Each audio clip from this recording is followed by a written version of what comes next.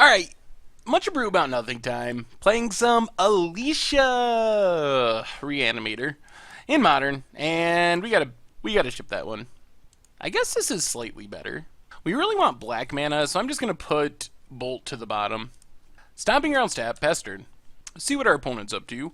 Spire Bluff, and Certain Visions.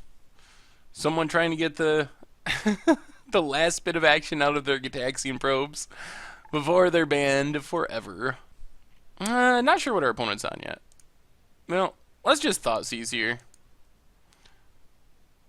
That was weird.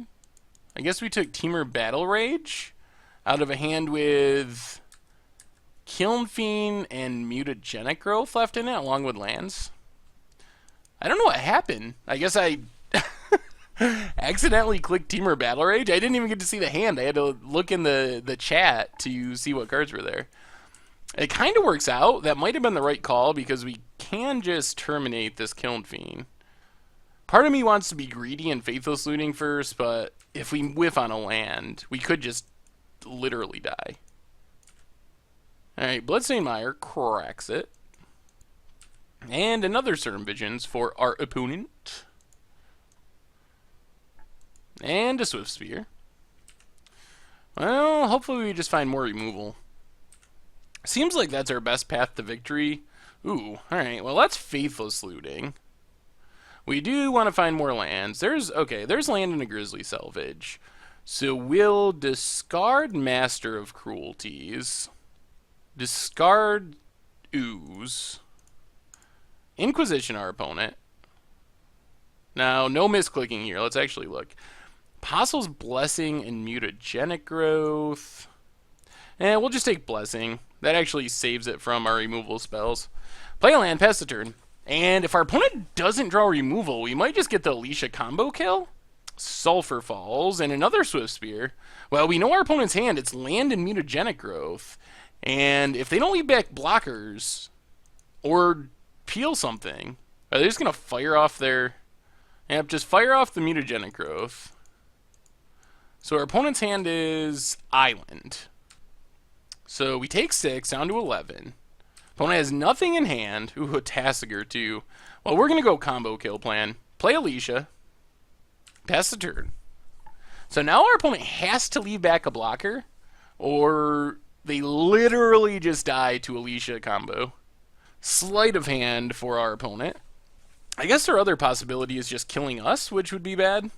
So they have land in whatever they get off this sleight of hand. It's a Kiln Fiend. Yup. Well, our opponent, I don't even know if they can attack. Because we know they have an island in hand. Opponent passes. We draw a mountain. Our land situation is slightly awkward. Maybe it's better not to go for it here. And just Tasigur? Actually, let's do... If we attack, our opponent has to put a Swift Spear in front of... The problem we're having is because we have this basic mountain, we can't actually do two things this turn. Alright, let's just Grizzly Salvage and see what we hit. Grizzly Salvage. Worst case, it puts more lands in our graveyard for Tasigur. Ooh. Huntmaster's a good one to get back, but we're short a land. We could Ghost Quarter ourselves? That's probably really bad. But I think we might do it. Yeah, let's do it. So, it's better than cracking a fetch, I think. So let's take Ghost Quarter. Dump everything else. Play Ghost Quarter. Ghost Quarter our blood... Oh my goodness. That's not what I was trying to do. That was a bit of a misclick. Okay. Change of plans.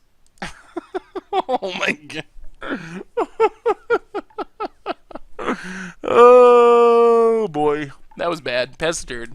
That was definitely not what I was trying to do. We need to hit the other land there. Opponent passes. Well, he didn't really get too punished. So let's get in with Alesha. Reanimate the Huntmaster. Gains us some life, gets us another blocker. Yeah, that turn was a...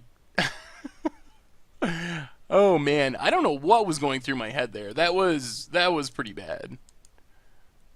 Wanted to hit the other land, and then we'd have double black, etc. Pass the turn. I think this lets us flip our Huntmaster as well, which is pretty sweet, because technically we didn't cast a spell. So we hit our opponent, kill this Kiln Fiend.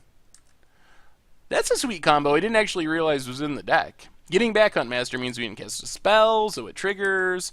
Life is good. Well, now I guess we just do some big attacks. Attack with everything. Get back Master of Cruelties. And our opponent has to block Master of Cruelties, or else they're dead. Yeah, blocks Master. They actually have to block something else, too. Blocks Tassiger. And Alesha. Yep. So opponent takes 4. Pass the turn. So I think we still have this. It would take quite the chain of cantrips for our opponent to flip the thing in the ice. Sweet. Well, that worked out. Sideboarding against Blue-Red Prowess. Ooh. I guess we can boil them? I don't know if that's even good, but it could be sweet. It's just so slow against what they're trying to do. I don't even know if 4 mana destroy all your opponent's lands is worth it, as weird as that sounds. Maybe it's like Brindlebor's. I mean, if we just... maybe we don't need to change much. Maybe we just play the Jund mid-range game of like discard and removal and try to win that way. Might even just go down an Alesha here. Go down like 1 Alesha and 1 Tassiger. And try it like that. And just be like essentially the control deck in the matchup. Alright. Not an exciting hand, but opponent cracks Bloodstained Mire, gets a Steam Vents, untapped. And Sleight of Hand. Sure. And passes. Well, let's Wooded Foothills. Crack Wooded Foothills. Get a Stomping. Yeah, get a Stomping Grounds. Untapped. And just Faithless Looting. Discard Master of Cruelties. And I think we can discard a land.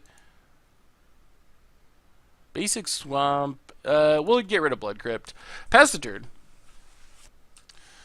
Opponent fires off a Ravenous Trap, so there goes our Master of Cruelties and our Faithless Looting. I guess that's kind of good for our opponent. Opponent has Thing in the Ice. We haven't drawn any removal yet, unfortunately. We draw a Forest, so let's play the Swamp, pass the turn. Grizzly Salvage is not going to do much for finding removal. Oh no, double Thing in the Ice.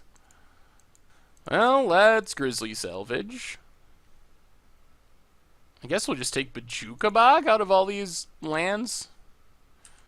Play Bojuka Bog. Get rid of our opponent's graveyard. Pass the turn. Yeah, I'm feeling like we might just be dead to Thing in the Ice pretty quickly here. Playing Alesha there doesn't do much. It just gets bounced by Thing in the Ice, and we don't have anything to reanimate. We really need a removal spell. And that's not even guaranteed to work because of Apostle's Blessing and stuff. Jeez, does our opponent have the flip in hand? If they can flip right now, we're just dead. That's 16 points of damage coming across. Whoa! Mutagenic Growth. Not banned. Should be banned, because you shouldn't be able to do that in a blue-red deck. And, wow! That was a perfect hand. Wow. Yeah? Well, okay. Let's run it back. We get to play first. This hand I like much better. This hand lines up really well with our opponent's hand. We get turn 1 Inquisition, then we have Terminate. We will have Abrupt Decay, so yeah. Let's Overgrown Tomb and Inquisition. And our opponent has a bunch of nothing. Serum Vision, Sleight of Hand, Manamorphose. Now, let's just take Thing in the Ice. Make our opponent find another creature if they want to combo off. Flooded Strand for our opponent. They do have the cantrip, so they should be able to dig through and find something. There's the Serum Visions. Did they find a creature? Left one on top, so most likely. There's a forest. Let's just play a mountain. Pass the turn. Sleight of Hand for our opponent. And a mountain. Now, forest and... I guess we just Brindlebore. Get in there, Brindlebore. And pass the turn. There's an island for our opponent. Manamorphose to draw a card. Gitaxian Probe, not completely banned yet. Does our opponent have a creature? Alright, there's a Thing in the Ice. And they know about all the removal. Opponent passes. Ooh, we draw a land, which is kind of sweet. So let's play a swamp. And just Abrupt Decay Thing in the Ice. Okay, opponent Vapor Snags the Thing in the Ice. That's fine. We'll let that go. We still have Terminate available. And then get in with Brindlebore. Probably for the first time ever in Modern. There's the Thing in the Ice again. And opponent probes. Well, let's kill it. So, Thing in the Ice down. Opponent gets a look at our hand. Sulfur Falls for our opponent. And... ooh, Bedlam Reveler. That's not the absolute worst. Discarding Ravenous Trap and a Teamer Battle Rage. Well, Blood Crypt, untapped, and we're just going to play it relatively safe here. Eternal Witness. Get back the Terminate Bedlam Reveler before anything bad happens. So get back Terminate. Yup. And kill Bedlam Reveler. And keep boring our way towards victory. If you had told me this morning that I would spend my day beating down with Brindlebores in Modern, would not have believed you. But it's we're getting there. It's actually working.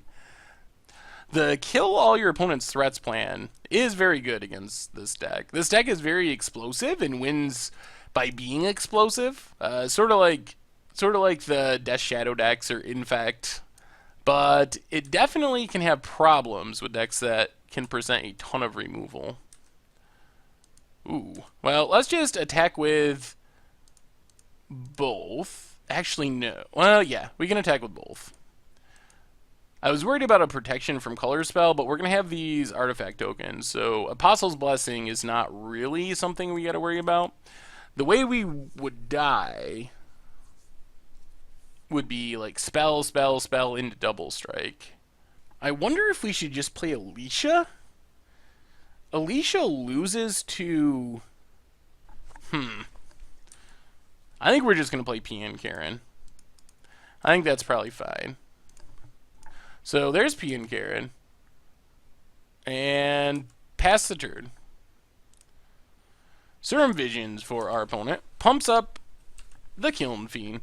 Well, our opponent essentially has to kill us here, which means they're going to have to deal 20 damage because we can sack Brindlebore, which is going to require 2 mana for the double strike spell.